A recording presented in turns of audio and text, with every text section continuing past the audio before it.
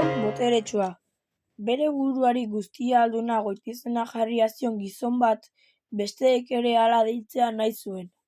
Aurrera zioan bere armada izugarriarekin, eta bidean topatzen zuen guztia suntsitzen eta konkistatzen zuen.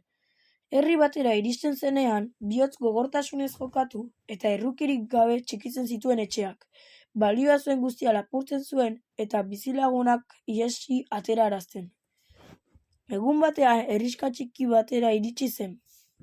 Han, 10 monje baitzik ez ziren bizi, eta une hartan aire zabalaren ari ziren gogoetan. Eta harritzekoa, monje bakar bat ere ez zen ihesi atera, denek isilik jarraitu zuten, beren etxeak nola xehatzen zituzten begira. Guztialduna ikusirik bere armada ez zela gauza monjak izutzeko, iduriz haien buru egiten zuenarengana hurbildu zen. Demonio orgela, oihukatu zion, zer ari zara hemen oraindik ihes egin gabe? Ez duzu ikusten nahi dudana egiteko boterea dudala? Zergatik ez zarete ihesi joaten?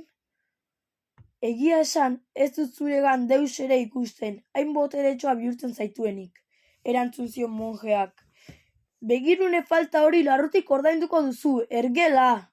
Orain hartuko zara zeinen boteretsua naizen, erantzun zion gerlaileak ezpata zorrotik ateratz. Konforme, baina utz iezaiazu hil baino lehenago azken gauza bat eskatzen.